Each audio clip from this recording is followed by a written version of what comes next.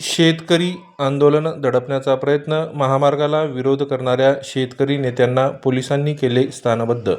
शक्तिपीठ महामार्ग विरोधात दडपण्यासाठी 20 फेब्रुवारी रोजी सकाळी 4:30च्या सुमारास शक्तिपीठ महामार्गाला विरोध करणाऱ्या प्रहार जनशक्ती पक्षाचे जिल्हाप्रमुख शिवलिंग बोधने व राष्ट्रीय काँग्रेसचे युवक जिल्हाध्यक्ष तथा नगरसेवक अमोल जाधव यांना परभणी येथे नानलपेठ पोलीस स्टेशन येथे व गंगाखेड पोलीस स्टेशन येथे स्वाभिमानी शेतकरी संघटनेचे जिल्हाध्यक्ष किशोर ढगे यांना स्थानबद्ध करण्यात आले आहे.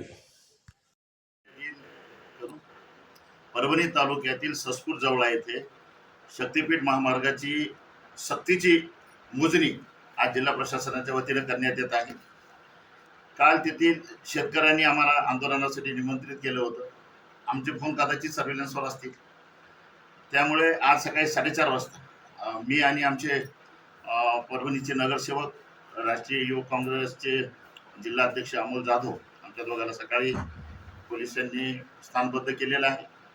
एकीकडे शेतकऱ्यांच्या आत्महत्या होत आहेत, शेतकऱ्यांची परिस्थिती बिकट आहे, शक्तिपीठ महामार्गाला शेतकरी विरोध करतोय. त्या विरोधाला कुठंतरी बळजबरी करून किंवा दडपण्याचा प्रयत्न जिल्हा प्रशासनाच्या वतीने करण्यात येत आहे.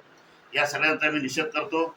आम्हाला इथं परभणीच्या नानलपेठ पोलीस स्टेशन इथं स्थानबद्ध केलं आहे. आमचे सहकारी शेतकरी संघटनेचे जिल्हाध्यक्ष किशोर ढगे यांना गंगाखेड पोलीस स्टेशन इथे स्थानबद्ध केलं.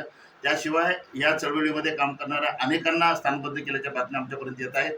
ह्या सर्व गोष्टींचा जिल्हा प्रशासनाचा आम्ही तीव्र शब्दात निषेध करतो.